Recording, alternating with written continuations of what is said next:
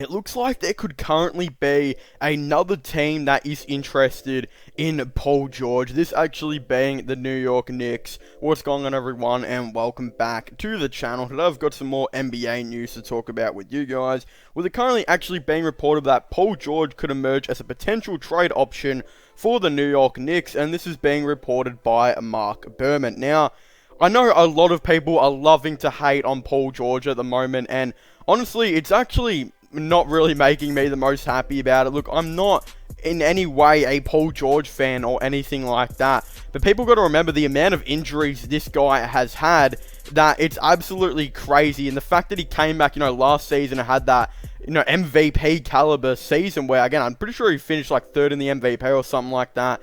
It doesn't always happen, especially with all the injuries that a player like Paul George has had and the severity of those injuries as well.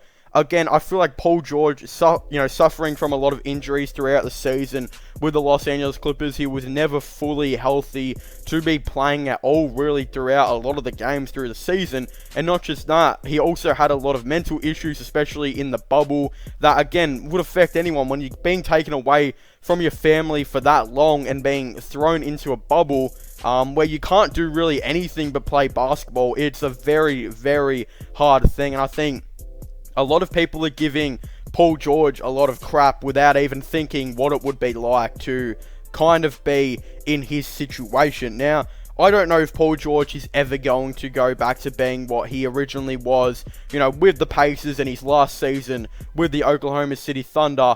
But I definitely believe if he can have an off season where he can, go out there and not get injured, again, recover throughout the whole off season, improve on, shooting, get it a lot more consistent, which again, he very much struggled with in the playoffs, then I definitely believe that Paul George could come out with the Los Angeles Clippers and have a very, very good season. But right now, it does look like the Clippers are shopping Paul George around, which I really don't understand. If you're going to give up like 6 first-round picks, a future potential all-star in Shai Gilgeous-Alexander, you're pretty much number one option in Danilo Gallinari at the time, then again, why would you go out and just trade Paul George to the Knicks, where you could get maybe a couple first-round picks, if lucky? You may only get one because his value is extremely low, especially with his contract and the really poor season that he did have with the Los Angeles Clippers and the playoffs.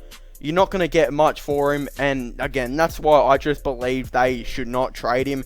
They got to keep hold of Paul George. They got to see if he can, come back, get a lot more fit, get healthy, and then potentially come back and maybe try and average, 25 points per game and be, the consistent defender that he has previously been throughout the season. I feel like a lot of people give Paul George a lot of crap, and again, some people have been giving Kawhi a little bit of crap, and some people have also been saying Kawhi just flat out carried the team and that he should be respected for even getting them that far, considering how bad they showed up in the playoffs.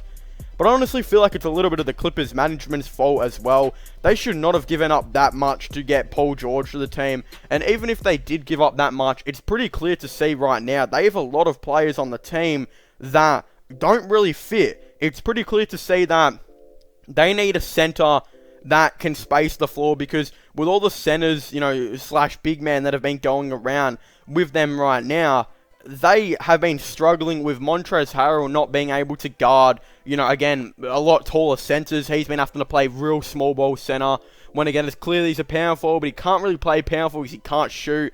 He's a big issue player. Zubac can't really shoot as well, and is a, pretty piss poor defender sometimes. So, again, I feel like they need a player that can, again, defend and, space the floor. One player that will be out there right now is actually Al Horford. Yes, he's got a really bad contract, but I believe if Al Horford can be the center of a team again, then he could definitely go back to averaging 13 points per game and putting up really good defense. And considering that, it's reported that the Clippers are shopping around Lou Williams for some reason. A trade theory that I actually discussed was trading Lou Williams to the Sixers and getting back maybe Al Horford and a first-round pick. Again, the Sixers win this trade as well because they can get rid of a bad contract and a player that doesn't make sense while bringing in playmaking, while the Clippers can get rid of a, guard that doesn't really again, he's a nice player, but they can get rid of a player and bring in a center like Al Horford, and then bring in a first-round pick, which they could maybe trade for, Derrick Rose. So then at the end of the day, they probably gonna have to give up a second as well, though. So probably at the end of the day, what they would have traded up is Lou Williams and a second for Derrick Rose and Al Horford. Then they would have a really nice starting five. Again, some nice playmaking here and there. I would also try and trade Patrick Beverley as well if I was them, to try and get some more playmaking in. And again, that would be a really nice team. So I feel like the Clippers should just hold tight on Paul George. I don't really feel like they should be trading him at all. I feel like a lot of people are overreacting after his bad playoffs and, again, relatively bad season. Again, he's had so many injuries and so many issues that it's just very hard to judge a player. But again, people are finding a way to do it and yet kind of put him down, which again, I don't really like. And I actually really do hope that Paul George comes out next season and has a very, very good season and potentially averages, well, maybe up to 25 points per game, or on the other hand, maybe just averages the same amount of points per game, but maybe buffs up his defense and makes it more consistent while getting that consistent jump shot that he's shown to have in his career, so far. But again, that's just what I feel like they should do. What the Knicks are probably going to have to give up. Look, the Knicks don't have really anything, in my opinion, that the Clippers should be really looking at.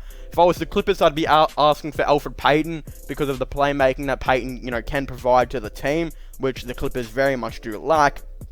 I'd be asking for Payton, maybe a first-round pick or two, and then maybe a couple other players like Reggie Bullock or something like that, and they'd probably get Julius Randle out of it somehow to make the contracts work, and I don't really rate Julius Randle at all. So if I was the Clippers rather, I would be flipping Julius Randle, just get him out of there if the Knicks were to trade him to the team. But again, I just feel like there's no way this can happen. The Clippers don't, the Knicks don't have anything that the Clippers want, and I just feel like the Clippers should, keep hold and tight of Paul George, considering all that they actually traded up to get him to the team. But anyway, I want to thank you guys so much for watching this video. Make sure to leave a like and subscribe to the channel for the latest NBA news and NBA content. Of course, don't forget to comment in the comment section down below. What are your thoughts and opinions on this? Do you guys think the Los Angeles Clippers should trade away Paul George? Do you guys think they should keep him?